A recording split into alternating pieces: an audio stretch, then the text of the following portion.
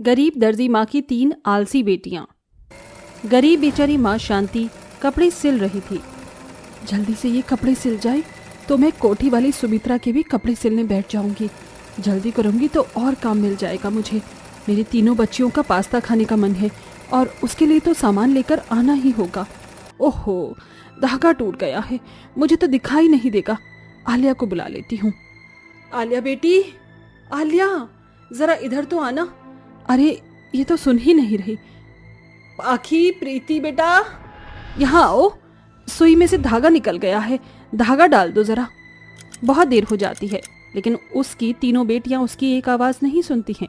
शांति गरीब थी लेकिन अपनी बेटियों की फरमाइश पर वो एक छोटा सा टीवी और फोन लाकर उन्हें दे देती है। बस वही उसकी तीनों बेटियां व्यस्त थीं। एक फोन चला रही थी, दूसरी सो रही थी, तीसरी टीवी देख रही थी। अरे आलिया, पाखी, प्रीति, तुम तीनों कहाँ हो? सुनती भी नहीं हो बिल्कुल भी मेरी बात। लगता है मुझे ही जाकर देखना होगा। शांति देखती है तो तीनों व्यस्त थीं। हे भगवान, मैं तुम तीनों को इतना आवाज लगा रही हूँ और एक भी मुझे पलटकर आवाज नहीं दे रही है। ऐसे कोई करता है क्या अपनी माँ के साथ? आलिया, लगता है टीवी ही बंद करना होगा। फिर शांति टीवी बंद कर देती है। ओहो माँ, आपने मेरा टीवी क्यों बंद कर दिया? इतना अच्छा शो आ रहा था। शो की बच्ची, चिल्ला चिल्ला कर मेरा गला दर्द हो गया है।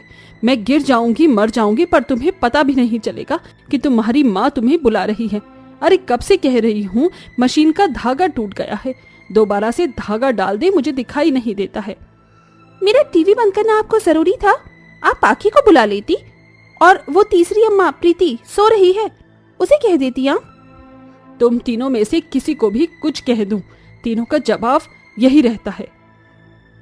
फिर आलिया उठकर सिलाई मशीन में सुई में धागा डालकर आ जाती है और वापस टीवी देखने लगती है। हे भगवान, 20 मिनट खराब कर दिए। अब तक तो मैं ब्लाउज सिल देती। इतना सब कुछ इन तीनों के लिए ही कर रही हूँ। इनके पिता के जाने के बाद कैसे कैसे ब्लाउज सूट सिलकर घर का खर्चा चला रही हूँ। कोठियों में झाड़ू पोंछा भी करती हूँ। ये सब नहीं पता, पर इन तीनों को शर्म ही नहीं आती। इतना कहते कहते शांति अपने कपड़े सिलने लगती है। वहीं तीनों आलसी बेटी कभी शांति का हाथ नहीं बटाती थी। अगले दिन दोपहर प्रीति कहती है, माँ बहुत देर हो गई है, अब तो पास्ता बना दो। कब से कह रही हूँ, जब देखो कपड़े सिलती रहती हो, और अच्छा वाला बनाना, सब कुछ डालकर। अरे बना दूंगी, जा रही हूँ, हो गया बस काम। शांति रसोई में जाकर पास्ता बनाती है तो अधूरा सामान देखकर कहती है, ओहो, अब इन तीनों को बढ़िया पास्ता खाना है और प्याज, धनिया और पास्ता का मसाला भी नहीं है। मंगवा लेती हूँ इनसे। आलिया बेटा, प्रीति, पाखी, अरे जो है इधर आ जाओ। ये सुन नहीं रही फिर से मेरी बात को। ओह आलिया, प्रीति। शांति उन तीनों को देखने के लिए चली जाती है तो आलिया फोन चला रही थी और टीवी चलाकर पाखी नाच रही थी। ओए ओए ओए ओए ओए, एक चिकलाक चिकलाक चिकलाक चुम चुम, चिकलाक चिकलाक चिकलाक चुम। मैं ख्वाबों की शहजादी, मैं हूँ हर दिल पर छाई। बादल है मेरी जुल्फे, बिजली मेरी अंगड़ाई। बिजली गिराने मैं हूँ आई, कहती है मुझको हवा हवाई। ओ हवा हवाई की औलाद, कब से मैं आवाज दे रही हूँ तो मेरी बातें क्यों नहीं सुनते हो? क्या है हमेशा बस टीवी, फोन और सोना? और वो तीसरी कहाँ है जो मुझे ऑर्डर देकर गई है पास्ता का? माँ वो बाहर गई है अपनी सहेली के पास। अब क्या हो गया? क्या चाहिए आपको? क्यों आवाज लगा रही हो? एक तो तुम तीनों के लिए इतनी मेहनत करके मैं पास्ता बना रही हूँ, अब उसमें 2-4 सब्जी कम है, मसाला भी नहीं लाई, तो जाकर ले आओ चुपचाप से। ये लो पैसे, जल्दी करो जब तक मैं पास्ता उबाल लेती हूँ। मुझे और भी काम है, ब्लाउज देने जाना है कोठी वाली मालकिन के। इतना कहकर शांति रसोई में चली जाती है। तभी, तू छोटी है ना, चल ये पैसे ले और बाजार से सामान लेकर आ। हाँ ये छोटी हूँ तो क्या, हमेशा मैं ही सामान लेकर आऊँ? अब बड़ी हो, आप जल्दी जाओ और जल्दी भी आ पाओगी। मैं सामान भूल गई तो? 21 साल की ऊँटनी हो गई है, पास्ता खाना याद है, गाने के लिरिक्स याद हैं, और सामान लाना भूल जाएगी तू। हाँ भूल जाऊंगी, आप ले आओ। मैं नहीं, तू जाएगी सामान लेने, जल्दी कर वरना माँ डांटेंगी। अच्छा दीदी, मेरे पास एक आइडिया है। हम दोनों में से जो बहुत देर तक सो जाएगा और जल्दी उठ गया वो हार जाएगा, और वही सामान लेने जाएगा। तो देखते हैं कौन सोता है। ठीक है। रेस लगाने के चक्कर में दोनों अपनी माँ का बताया हुआ काम नहीं करती हैं और सो जाती हैं। इतने में शांति वापस आकर देखती है। हे भगवान, हरे कृष्ण जगन्नाथ, क्या करूं मैं इन लड़कियों का। दोनों में से कोई भी सामान लेने नहीं गया है और पैसे भी हाथ में ही हैं, और ऐसे कैसे लेट गई हैं। क्या हो गया इन्हें, मुझे समझ नहीं आ रहा। प्रीति, प्रीति बेटा कहाँ है तू? मुझे समझ नहीं आ रहा कि ये दोनों सो रहे हैं या कुछ हो गया है। तभी शांति के बार बार चिल्लाने पर दो पड़ोसी घर में आ जाते हैं। अरे अरे शांति बहन, क्या हुआ? तुम्हारे घर से बड़े चिल्लाने की आवाज आ रही है। तुम्हारी दोनों बेटियां ऐसे पड़ी हुई क्यों हैं? हाँ हाँ बताओ, हॉस्पिटल ले जाना है क्या, या इनकी तबीयत खराब है? इतने में पहले आलिया उठ जाती है और पाकी भी बैठ जाती है। मैं जीत गई, मैं जीत गई। दीदी पहले आपने आंखें खोली, अब आप ही सामान लाओगी। भगवान, हम इतना परेशान हो रहे हैं और ये दोनों लड़कियां देखो कैसे हंस रही हैं। अजी हम तो डर गए थे, मदद करने के लिए आए थे। पता नहीं कहां कहां से ऐसे लोग आ जाते हैं पड़ोस में रहने। पड़ोसी सुनाकर चले जाते हैं। शांति की बहुत बेइज्जती हो जाती है। फिर वो अपनी दोनों बेटियों को सुनाती है। इतने में तीसरी भी आ जाती है। तुम तीनों कभी नहीं सुधर सकती। तुम्हारी माँ कितना काम करती है तुम्हारे लिए, और तुम बाहर वालों के सामने मेरी ही नाक नीचे करवा रही हो। अब से नहीं होगा माँ ऐसा। हाँ माँ। अब पास्ता खाना है तो सामान ले आओ, वरना मैं कुछ नहीं बनाऊंगी। फिर आलिया सामान ले आती है। कुछ देर बाद तीनों बैठकर पास्ता खाती हैं और अपनी झूठी प्लेट को वहीं छोड़कर टीवी और फोन चलाने में लग जाती हैं। फिर एक दिन तीनों अपनी माँ से खीर खाने की फरमाइश करती हैं। शांति दूध रख देती है। तभी दरवाजे से आवाज आती है। अरे शांति आंटी, आप हो क्या? मुझे अपने सिले हुए कपड़े चाहिए थे दरअसल। आलिया बेटा, दरवाजे पर कोई आया है, उन्हें सामान दे दो।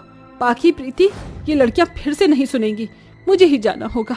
हड़बड़ाहट में शांति वहां से जाती है कि उसका पल्लू दूध के बर्तन में फंस जाता है और उसका आधा शरीर गर्म दूध से जल जाता है। वो बहुत चीखती चिल्लाती रहती है, पर उसकी तीनों बेटियां नहीं आती और दरवाजे पर खड़ी लड़की फटाफट कुसुम को डॉक्टर के पास ले जाती है, जहाँ कुछ पड़ोसी तीनों बेटियों को उनकी माँ के बारे में बताती हैं और वो तीनों भी हॉस्पिटल पहुँचती हैं। माँ, माँ आप इतना कैसे चल गई? और आपने हमें बुलाया क्यों नहीं? और आपको यहाँ तक लेकर कौन आया है?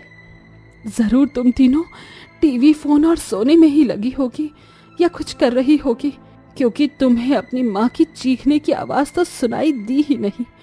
बाहर वाली एक लड़की मुझे यहाँ लेकर आई है। बताओ, तुम तीनों को इतना आलस है कि अपनी माँ को भी नहीं देख पाई। माँ हमें माफ कर दो, हमसे बहुत बड़ी गलती हो गई। हाँ माँ, सच में आप बहुत अच्छी माँ हैं, लेकिन हम तीनों आपकी बहुत अच्छी बेटियां नहीं बन पाई हैं, वरना आज आपकी ऐसी हालत नहीं होती। अब पछताए होत क्या जब चिड़िया चुग गई खेत। अब आप तीनों अपनी माँ का खास ख्याल रखिए, उन्हें कोई काम मत करने देना। 15 दिन तक रेस्ट। जी जी डॉक्टर। फिर तीनों बेटियां पछतावे के साथ अपनी माँ को घर ले आती हैं और उसका ख्याल रखती हैं। गुजरते दिन के साथ घर की सफाई और खुद खाना बनाना पड़ता है, जो कि उन्हें आता ही नहीं है। मैं तो ठीक से खाना भी नहीं बना पा रही हूँ, मैगी ही बना लेती हूँ मैं। फिर तीनों बेटियां कई दिनों तक मैगी बनाकर खाती हैं। उनसे घर का काम नहीं होता, फिर भी घर का ख्याल रखती हैं। इतने में शांति की हालत भी ठीक हो जाती है। तुम तीनों इतनी जिम्मेदारी से अब काम कर रही हो। अगर इतनी जिम्मेदारी से मेरी आवाज सुन लेती और काम करती तो आज मेरी हालत नहीं होती। इसीलिए कहते हैं बेटा, लालच और आलस बहुत बुरी बला है। माँ, हम तीनों को अपनी गलती का एहसास हो गया है। अब से हम आपका सारा काम करेंगे, कोई आलस नहीं करेंगे। इस तरह तीनों बेटियों को अक्ल आ जाती है और वो शांति के साथ सिलाई का भी काम सीखती हैं और मदद करती हैं। तो दोस्तों, क्या आप भी आलस करते हैं? अगर करते हैं तो इसे अभी ही भूल जाएं, वरना आगे चलकर आपके साथ भी बुरा हो सकता है और आपको पछतावे के सिवा कुछ नहीं मिलेगा। अंजना बहन, कहाँ हो? विमला, तुम यहाँ इतने दिनों बाद कैसे आना हुआ हमारे घर? और ये मिठाई का डब्बा, कोई खुशखबरी है क्या? खुशखबरी ही है, मेरे बेटे वरुण का रिश्ता तय हो गया है। 2 महीने बाद मेरे बेटे वरुण की शादी है। आप सभी को सह परिवार शादी में आना है। ये तो बड़ी खुशी की बात है। मुबारक हो, अब तो तुम सास बनने वाली हो। वो तो है ही, लेकिन तुम कब खुशखबरी सुनाओगी अपनी सास बनने की? तुम्हारे दोनों बच्चे अब बड़े हो गए हैं। मेरी मानो तो जल्द से जल्द उन दोनों की शादी कर दो, वरना अगर एक बार उम्र निकल गई तो ना ही तुम्हारी बेटी के लिए अच्छे रिश्ते मिलेंगे और ना ही बेटे के लिए। विमला की बात अंजना को सही लगती है, जिसके बाद अंजना अपने बेटे अंकित और बेटी प्रीति के लिए रिश्ता देखना शुरू कर देती है। कुछ ही महीनों में अंकित और प्रीति के लिए अंजना को एक बहुत अच्छा रिश्ता मिल जाता है, जिसके बाद अंकित और प्रीति की शादी तय हो जाती है। दोनों भाई बहन की शादी एक ही दिन होती है। दोपहर में प्रीति की शादी होती है और रात में अंकित की। अंजना बड़ी ही धूमधाम से अपनी बेटी प्रीति की शादी करती है। माँ, पिताजी, मुझे आपसे कुछ बात करनी थी। आप लोग तो जानते हैं ना कि मैं यहाँ का रहने वाला नहीं हूँ। काम के सिलसिले में मुझे यहाँ आना पड़ता है। शादी से पहले तो मैं अपने ऑफिस में ही सो जाया करता था, लेकिन अब मेरी शादी हो चुकी है, नया नया काम है, सैलरी भी इतनी ज़्यादा नहीं है कि मैं अपने और अपनी प्रीति के लिए कोई घर किराए पर ले सकूं। तो इसलिए मैंने सोचा है कि जब तक मेरी सैलरी नहीं बढ़ जाती है तब तक मैं और प्रीति आप लोगों के साथ ही रहेंगे। अपने दामाद रमेश की ये बात सुनकर अंजना और मोहन दोनों ही हैरान रह जाते हैं, लेकिन वहीं प्रीति इस बात से मन ही मन बहुत खुश होती है। ये तो बहुत अच्छी बात है। अब शादी के बाद मुझे अपने मायके वालों से दूर नहीं रहना पड़ेगा, और ऊपर से शादी के बाद तो मुझे अपने ससुराल जाकर सारे काम खुद करने पड़ते। लेकिन अब तो मैं आराम से अपने मायके में आराम करूंगी और घर के सारे काम भाभी ही करेंगी। कोई बात नहीं बेटा, ये तुम्हारा ही घर है, तुम जब तक चाहो यहाँ आराम से रह सकते हो। दोपहर से शाम हो जाती है और सारा परिवार अपने बेटे अंकित के साथ बारात लेकर दुल्हन के घर पहुंच जाता है। अंकित की रितिका नाम की लड़की से शादी होती है। शादी के बाद रितिका अपने ससुराल आती है और अपने ससुराल को देखकर वो बहुत हैरान रह जाती है, क्योंकि रितिका का ससुराल सिर्फ एक ही कमरे का होता है और उनका एक कमरे के अलावा सिर्फ एक आंगन होता है। इतने छोटे से घर को देखकर रितिका सोच में पड़ जाती है, और उसके लिए सबसे हैरानी की बात तो तब होती है जब उसके साथ अंजना उसकी ननद प्रीति का भी गृह प्रवेश करती है। माँ जी, आपने मेरे साथ साथ प्रीति का क्यों गृह प्रवेश किया? ये तो इसका मायका है ना, और प्रीति अभी तक अपने ससुराल क्यों नहीं गई? रितिका बहू, रमेश का घर यहाँ से बहुत दूर है, इसलिए वो काम के सिलसिले में यहीं पर रहता है।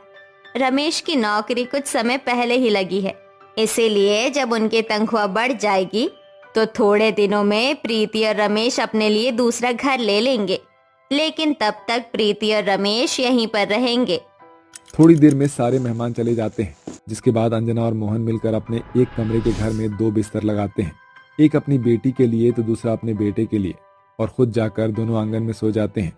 जब रितिका ये सब देखती है तो वो इस बारे में अपने पति अंकित से बात करती है। ये सब क्या है अंकित? पहले तो तुम्हारी बहन शादी के बाद अपने मायके में रह रही है, ऊपर से तुम्हारा घर भी एक कमरे का है, और आज हमारी सुहाग रात है। आज के दिन भी हमें प्राइवेसी नहीं मिल रही है। माँ जी, पिताजी ने एक ही कमरे में एक तरफ तुम्हारी बहन के लिए तो दूसरी तरफ हमारे लिए बिस्तर लगा दिया। ऐसे में हम लोग अपनी सुहाग रात कैसे मनाएंगे? रितिका, तुम क्यों परेशान हो रही हो? देखो मैं क्या लेकर आया हूँ, ये पर्दा मैं यहाँ पर बीच में लगा देता हूँ और फिर हम आराम से अपनी सुहाग रात मनाएंगे। हे भगवान, मुझे कितना बेवकूफ पति मिला है। तुम में तो अकल नाम की तो चीज ही नहीं है। धीरे बोलो रितिका, प्रीति और रमेश हमारी बात सुन लेंगे। तो इसमें तुम्हारी ही गलती है। तुम्हें ही पहले से हमारी सुहागरात मनाने का इंतजाम करना चाहिए था। मुझे नहीं मनानी कोई सुहागरात। सो जाओ चुपचाप से। रितिका गुस्से में सो जाती है और बेचारा अंकित भी सो जाता है। वहीं दूसरी तरफ प्रीति और रमेश भी सुहागरात नहीं मना पाते हैं और वो भी परेशान होकर सो जाते हैं। शादी के बाद जहाँ रितिका बहू होने के सारे फर्ज निभाती है और घर के सारे काम काज करती है, वहीं प्रीति घर के किसी भी काम को हाथ नहीं लगाती है और पूरा दिन सिर्फ आराम करती रहती है। ये क्या प्रीति, तुमने अभी तक बर्तन नहीं धोए? मैं तुम्हें थोड़ी देर पहले बोलकर गई थी ना कि मैं कपड़े धोने जा रही हूँ, तुम बर्तन धो लो। हाँ भाभी, लेकिन पता नहीं क्यों आज मुझे मेरी तबीयत ठीक नहीं लग रही है, इसलिए मैंने बर्तन नहीं धोए। आज आप बर्तन धो लो, कल से मैं बर्तन धो लिया करूंगी।